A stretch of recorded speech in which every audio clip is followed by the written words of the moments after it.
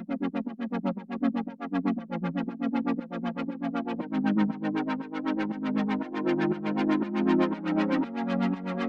Everyone, मैं हूं कामरान चौधरी और आप देख रहे हैं केमिस्ट्री विद कामरान। इसी कॉन्सेप्ट सीरीज़ के आज के लेक्चर में हम लोग एक बहुत ही मशहूर व मारूफ और बहुत ही इम्पॉर्टेंट क्वेश्चन डिस्कस करने जा रहे हैं, जो कि है व्हाई डू एटम्स रिएक्ट, कि एटम्स जो होते हैं वो रिएक्ट क्यों करते हैं। इसका इन सिंपल वर्ड्स मैं आपको आंसर बताऊंगा, ज़्यादा डिटेल में या डीपली नहीं लेकर जाऊंगा, बस जो सादा सा इसका आंसर है वो मैं यहाँ पे आपको एक्सप्लेन करूंगा।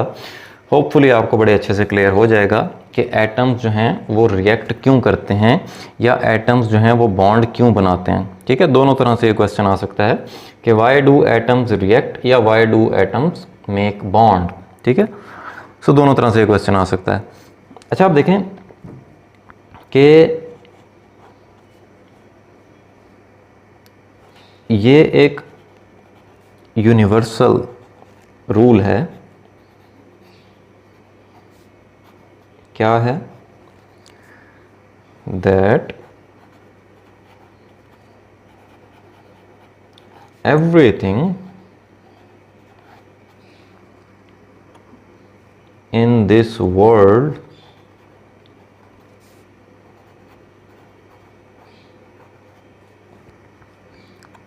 tends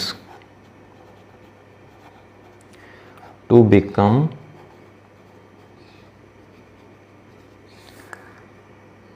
stable.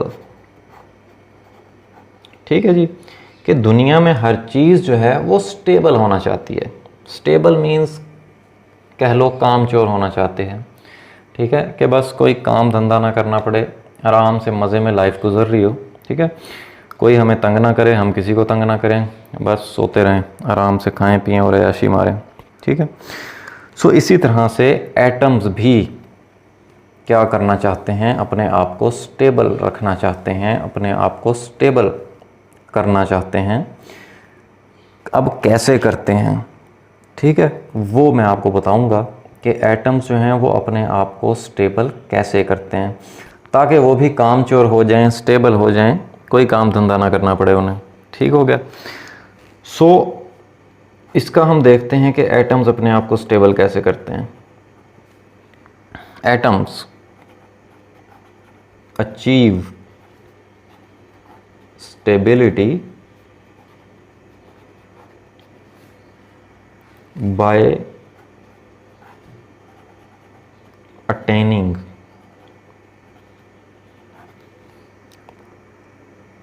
electronic configuration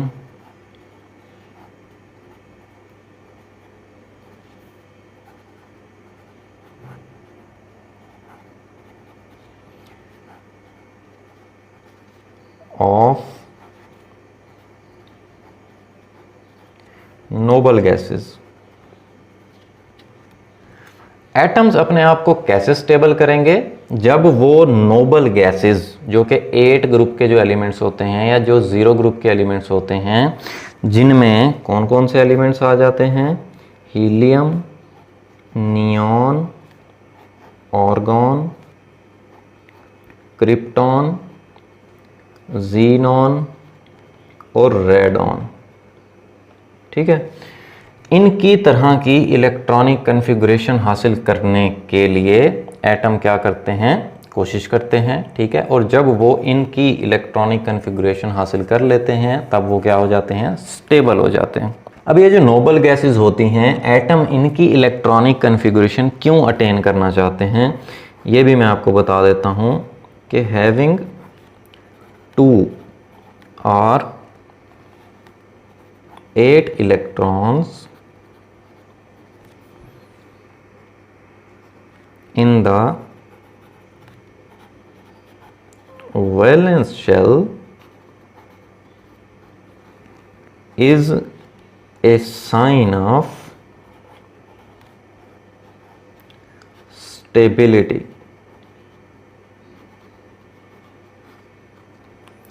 कि जब किसी भी एटम के वैलेंस शेल में 2 या 8 इलेक्ट्रॉन्स पूरे हो जाते हैं। अब याद रखिएगा, यहाँ पर जब मैं 2 इलेक्ट्रॉन्स की बात कर रहा हूँ तब मैं पहले शेल की बात कर रहा हूँ, ठीक है। जैसे हीलियम का एटॉमिक नंबर 2 होता है, इसके वैलेंस शेल में 2 इलेक्ट्रॉन्स होते हैं, एक ही शेल होता है, उसी को आप वैलेंस शेल भी बोलेंगे, और उसमें 2 इलेक्ट्रॉन्स होते हैं। इसके अलावा अगर आप नियॉन, आर्गन, क्रिप्टॉन, जीनॉन और रेडॉन की बात करें तो इनके वैलेंस शेल में 8 इलेक्ट्रॉन्स पूरे होते हैं, ठीक है।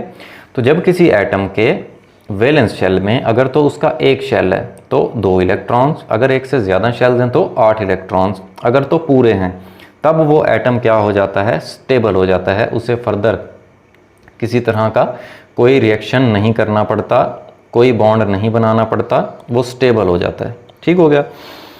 इसी वजह से तमाम के तमाम एटम जिनके वैलेंस शेल में 2 या 8 इलेक्ट्रॉन्स नहीं हैं वो क्या करना चाहते हैं, वो इन नोबल गैसेस की इलेक्ट्रॉनिक कन्फिगरेशन अटेन करना चाहते हैं, ठीक हो गया। अच्छा, यहाँ पर मैं आपको ये भी क्लियर कर दूं कि attaining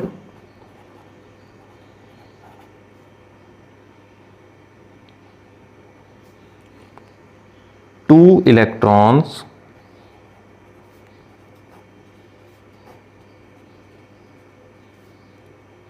in the valence shell is called duplet rule.